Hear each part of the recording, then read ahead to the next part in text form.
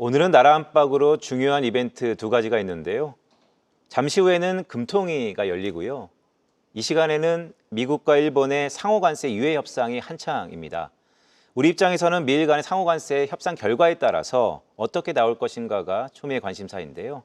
오늘 이 부분 집중적으로 다뤄보도록 하겠습니다. 도움 말씀에 한국경제신문사의 한상춘 논설위원 모셨습니다. 위원님 안녕하십니까? 네, 안녕하십니까?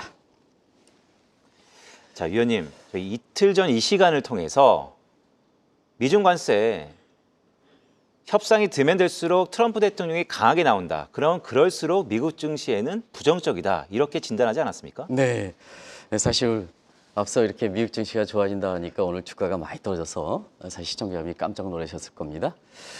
사실 이틀 전에 미국의 정책이긴 하지만 트럼프가 관세 정책이 세게 나오면 오히려 주가가 떨어진다. 오히려 시진핑이 세게 나오면 미국 증시는 올라간다. 그런데 오늘은 트럼프가 중국에 대해서 세게 나왔습니다.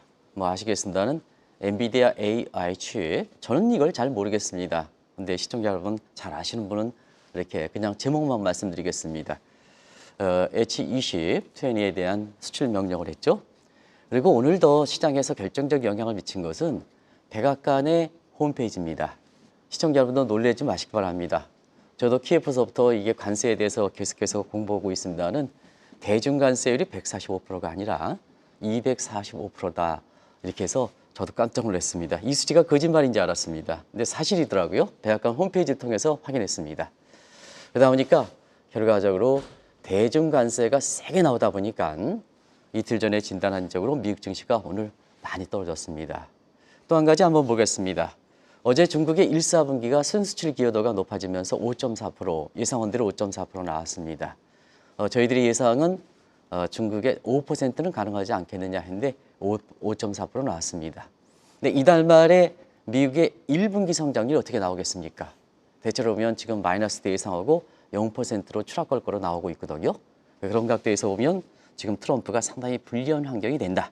그래서 이것이 주가를 관세를 세게 때려버릴 수가 없고 세게 때려버릴 수가 없고 그리고 주가가 떨어진다 이렇게 보게 됐습니다. 또 하나의 관심이 됐던 이 시카고 경제클럽에서의 파월 의장이 결국 트럼프 대통령이 이 관세 정책을 간접적으로 비판하지 않았습니까? 네, 많은 사람이 이제 사실 5월 달에 조기 금리 인하 문제에 대해서도 아마 제가 언급했는데요. 쉽지는 않지 않겠느냐 하는 쪽으로. 그래서 작년 9월 이후에 피봇이 진행되다 보니까 네. 5월에 그 조기 금리 인하는 좀 어렵지 않겠느냐 하는데 바로 그게 나왔습니다. 시카고 경제클럽에서 파월의 관세 정책에 대해서 굉장히 굉장히 자막이 먼저 돌아간 것 같아요. 자막이. 그래서 경제클럽에서 사실 관세 정책에 대해서 트럼프 관세 정책에 대해서 굉장히 세게 얘기했습니다. 그래서 스태그플레이션이 우려가 된다. 사실 성장률 둔화가 되고 그다음에 물가가 올라간다 하는 이 스태그플레이션을 암시했습니다. 요건 이제 3월 달에 기자회견 내용과 한번 같이 비교해 보겠습니다. 3월 달에 기자회견에서는 사실상 오늘 정도 이 얘기는 하지 않고 당분간 좀 관세에 따라서 영향을 좀 지켜보겠다 하는 입장이 됐습니다. 자막을 좀 돌려주시기 바랍니다. 그런 과정에서 보면 자, 시청자 여러분 한번 생각해 보시기 바랍니다.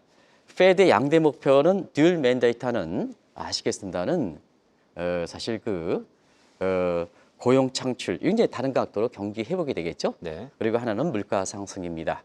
물가 안정입니다. 그런 측면에서는 경기 회복을 중시한다면 시청자 여러분 금리는 내려야 되겠죠.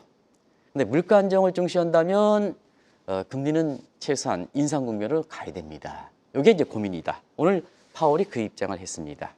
그런 각도에서 좀 더 지켜보겠다 하는 입장이기 때문에 5월에 이렇게 기습적으로 금리 인하는 좀 어렵지 않겠느냐. 오히려 시청자 여러분 때 제시한 대로 기준금리보다는 사실 지금 월별 큐티 한도라든가 하는 유동성 공급 가지고 시장을 안정시키는, 국제시장이 안정시키는 그런 방향으로 정책 사안을 3월과 마찬가지로 5월 달에 선택하지 않겠나 이렇게 보고 있습니다.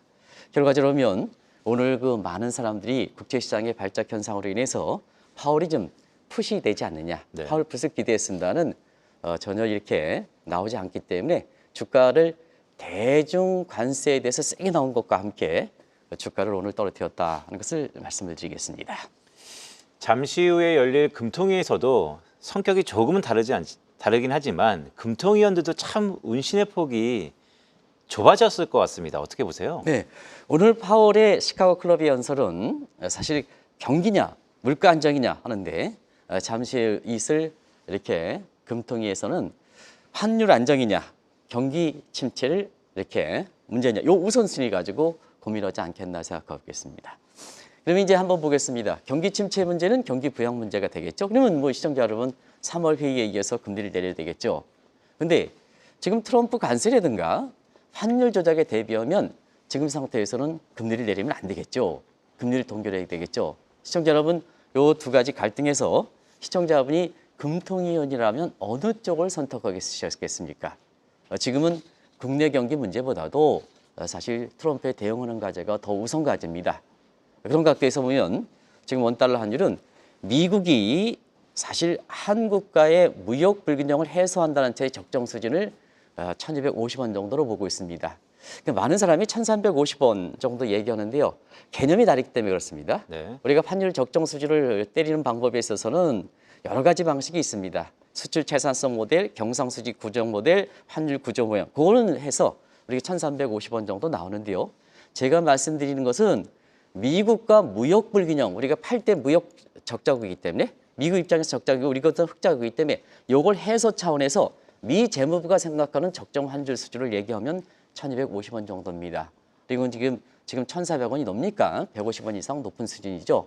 자, 그래서 지금 3월에 이어서 경기 부양 생각해서 금리를 내리면 원달러니 더 올라가겠죠. 가뜩이나 높은데 미국이 주목하는데 금리를 내서 원달러니 올라간다면 환율 조작과 수출 통제에 걸리겠죠. 보복 관세. 그러면 금리 인하에 따라서 경기 회복하는 효과와 자, 지금까지 수출 경기의 유일한 동력이 수출인데요. 환율 조작 꼭 맞고 여기에 보복 관세 200% 맞고 하면 수출 급감에 따라서 금리 인하에 따른 경기 부양 효과보다 클 거라고 보고 있습니다. 그래서 지금 상태에서는 대외적으로 이렇게 접근하는 것이 미국에 대해서 관세 협상에서 대응하면서 한국 경기를 회복시키는 방안이다 하는 것을 말씀을 드리겠습니다. 위원님, 대외적으로는 상호관세 90일 이후에 우선 협상국으로 지금 일본과의 협상이 진행되고 있는데요. 뭐 트럼프 대통령 아까 트위터에서 약간 또 치팅 비슷하게 남기기도 했는데 어떻게 봐야 될까요? 네, 트럼프는 뭐 이렇게 방송 직전에 사실 긴급 회담 한다 해서 일본과 관련돼서 협상을 좀 이렇게 코멘트를 하지 않겠냐 하는데 트럼프는 속이 검은 사람입니다. 그래서 큰일을 앞두고 절대 코멘트하지 않습니다. 결과적으로 보면 트럼프가 최근에 애쓰고 있는 미 국민들의 감정해서 범죄라든가 이런 문제 관련해서 사실 인터뷰를 했는데요. 트럼프는 그렇습니다. 지금 수지 왈스 비서실장이 중간선거 이전에 모든 것을 트럼프 장기 집권을 위해서 하려면 초기 박살 전략이다. 저는 이렇게 표현합니다. 초기 박살 전략. 그렇죠. 네. 초기에 모든 걸 관세 정책에 효과를 내야 된다. 그런데 초기의 박살 전략이 지금 난항을 빚고 있죠. 상당히 장기화되고 있습니다.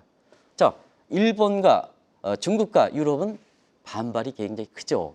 그리고 상호관세 협상이 나는 일본과 한국도 이제는 좀 지켜보면서 하자. 오늘 지켜보면서 하자. 그 얘기가 왜 그런지 지금부터 좀 보시겠습니다. 그리고 소비적인 측면에서 보면 지금 국가에서는 반 트럼프 물결이 아주 거셉니다. 시청자 여러분. 그리고 미국 제품 불매 운동이 굉장히 심합니다. 그리고 내부적으로 한번 보겠습니다. 트럼프 관세 정책이 갈수록 힘을 잃고 있습니다. 관세 정책 놓고 미국에서 이렇게 보면 내부 지령에 자, 일론 머스크는 자유무역을 주장한다. 반면에 나바로라든가 러스킨 같은 경우에는 사실 그 더 강도 있게 해야 된다. 이런 시각이죠. 네. 그리고 관세 정책 주무부에서 나바로는 제코 베센트가 와라. 환율 담당하는 사람이거든요. 상무부가 주관부서 아닙니까? US가 주관. 그런 뒷전에 물리고 베센트를 처리한다. 이렇게 얘기가 나오고 있거든요. 내부 지정의 균열 조절을 보이고 있습니다. 그리고 가장 우려했던 국채 발생. 최근에는 조금 안정세를 걷고 있습니다는 국제금리 상승 추세적으로 그렇게 되고 있습니다. 그러다 보니까 여기에서 미국의 피터슨 경제연구소 저도 이스텝진 등과 세미나를 했던 적이 있는데요. 아주 훌륭한 경제연구소입니다. 그리고 친미적 성향이 많습니다. 그럼에도 불구하고 놀라지 마시기 바랍니다. 베트남 장기전쟁의 수렁에 빠질 것이다. 뭐가? 트럼프의 관세 정책이. 그러면 베트남 전쟁은요. 초기에 뭐냐? 이걸 박살하려고 하다가 결과적으로 베트콩에 의해서 이런 전략에 의해 가지고 거의 10년간 지속됐던 문제입니다.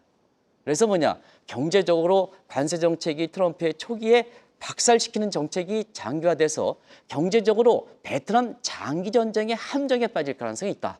그러면 트럼프는 다급해질 수밖에 없죠. 그러다 보니까 자, 오늘 우선협상국 상호간세 우선협상에 직접 참여한다는 얘기 아니겠습니까? 그럼 일본에 어떤 요구를 하겠습니까? 다급해진 트럼프가 어떤 요구를 하겠습니까? 우리와도 관계가 되는 내용이죠.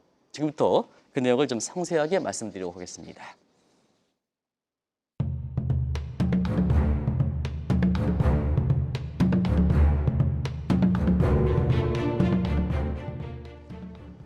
상호관세 유예 기간에 우선 협상국 5개국 가운데 제일 먼저 일본이 나서고 있는데요. 지금 분위기는 어떻게 나오고 있습니까? 네, 첫날이죠. 네. 18일까지 하는데요. 첫날의 분위기에서 미국이 일본에 대해서 하는 상호간세 유예 협상이 어떻게 보면 우리뿐만 아니라 다른 국가에 전부 벤치마크가 될 거로 이렇게 보이는데요. 3대 원칙이 있습니다. 3대 원칙은 탑다운 방식입니다. 다운업 방식보다는 상당히 신속하게 결정을 하려입니다. 두 번째는 패키지 딜입니다. 이거는 원스탄 쇼핑이라고 합니다. 자, 하나하나 안건을 놓으면 시간이 많이 걸립니다.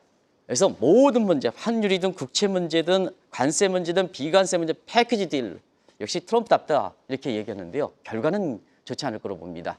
세 번째는 A게임 방식입니다. EU와는 우선 협상 대상이 아닌데요. 일본에 앞서서 EU할 때 유럽이 그래도 성심성의껏 협상에 딜을 남겨놨습니다. 근데 협상을 하려면 미국 측에서 EU의 성심성의껏 냈던 부분에 대해서 좀 자기 자신의 안을 내야 되거든요. 네. 안을 못 내고 있습니다. 두 가지 각도. 하나는 뭐냐? EU가 제시했던 협상이 A게임에 가장 미국의 국익에 영합하는 방식이 아니거나 아니면 미국 입장에서는 딜이 붙였지 관세율도 틀리고 저 백악관의 중국 관세율도 125%, 145%, 245% 이렇게 해서 준비가 부족했습니다. 두 가지 각도로 하는 거거든요. 그래서 세 번째 방식은 A게임 방식이다. 상대방 생각하지 않고 최선만 가져와라. 최선의 조건 가져와라. 최선의 선물 가져와라. 그리고 그거 보고 판단하겠다. 이런 얘기거든요. 이게 돈노주입니다. 돈노주입니다. 미국의 국익만 생각하는 협상이다. 자, 그러다 보니까 협상 첫날에 일본 대표단이 그렇습니다. 차라리 4월 2일 날 맞았던 24% 관세를 맞는 게 좋지 않느냐. 4월 관세 유예 협상? 일본 입장에서 국익이 반영이 좋은 건데요. 저 보면 지금 상태에선 좀 나아지겠다 하는 개선보다도 다크보다도 오히려 둠이 될 가능성이 높거든요. 그래서 우리나라에서 보면 협상에서 굉장히 지식이 약한 사람들이 전부 미국으로 달려가야 된다. 그렇지 맞아달라. 상대방의 패를 보고도 늦지 않다.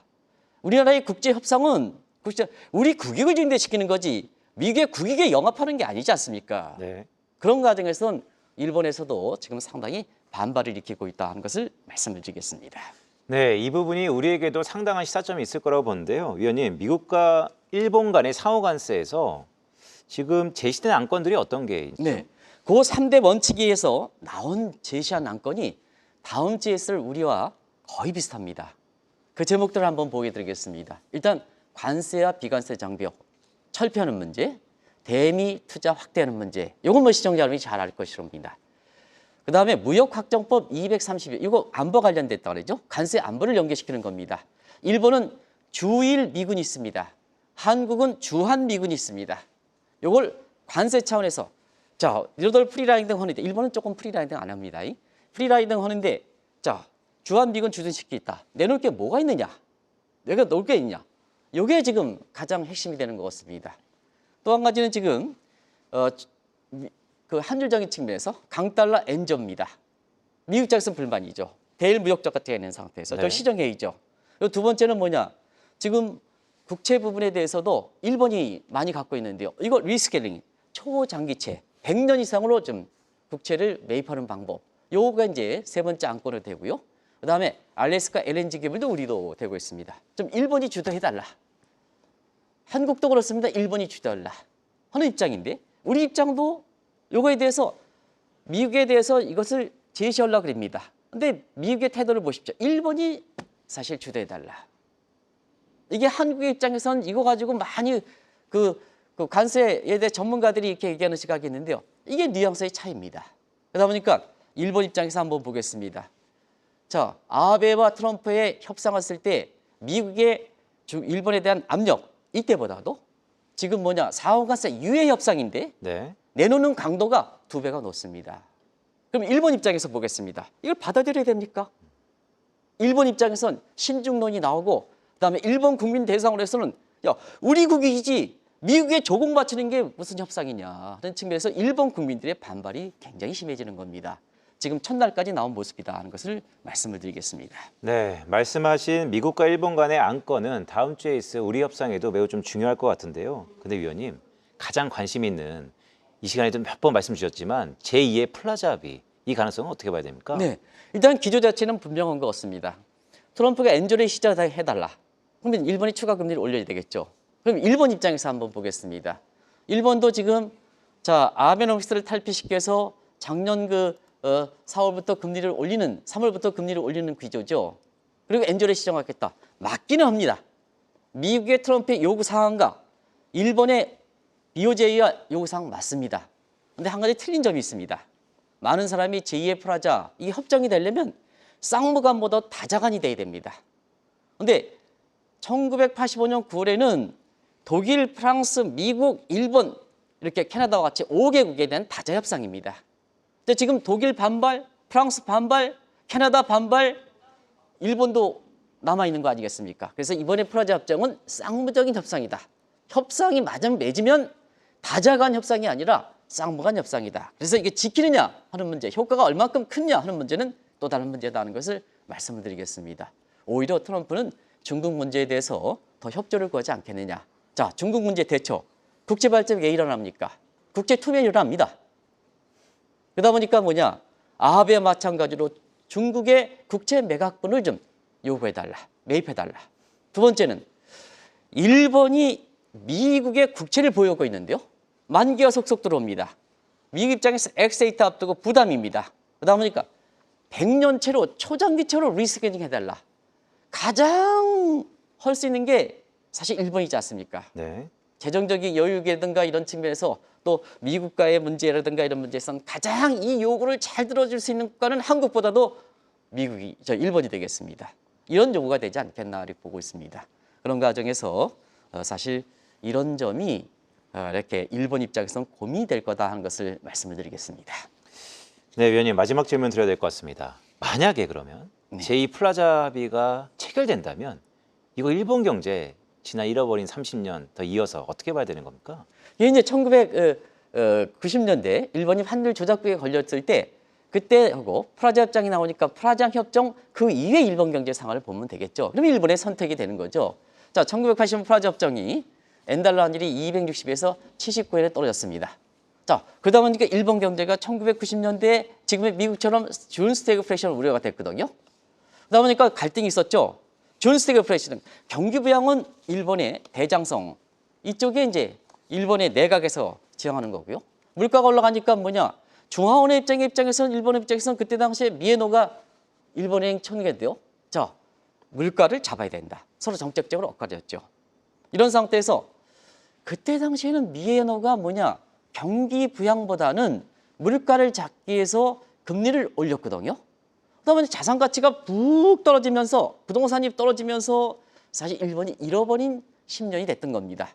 또 한 가지는 금리 인상에서 엔화가 79엔까지 떨어지는 그와 맞물리다 보니까 뭐냐 수출이 부진했죠.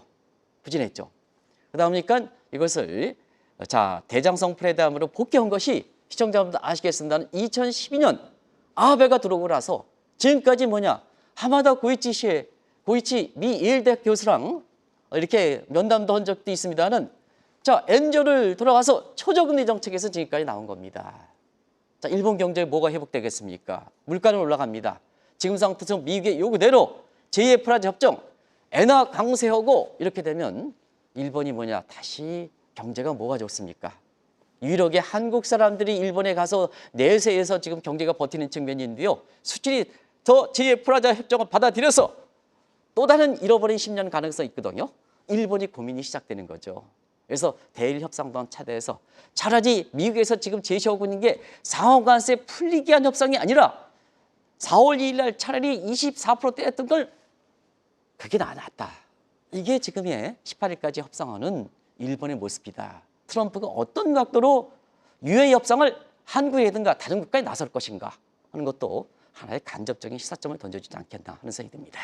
알겠습니다. 자, 오늘 일본의 협상 과정을 쭉 봤는데 자, 다음 주에서 우리도 녹록치 않을 것 같습니다. 자, 지금까지 한국경제신문사의 한상춘 논설위원이었습니다. 위원님, 고맙습니다. 네, 고맙습니다. 계속해서 다양한 경제 이슈를 알고 싶다면 구독과 좋아요, 알림 설정 부탁드립니다. AI 캐스터 권미정이었습니다.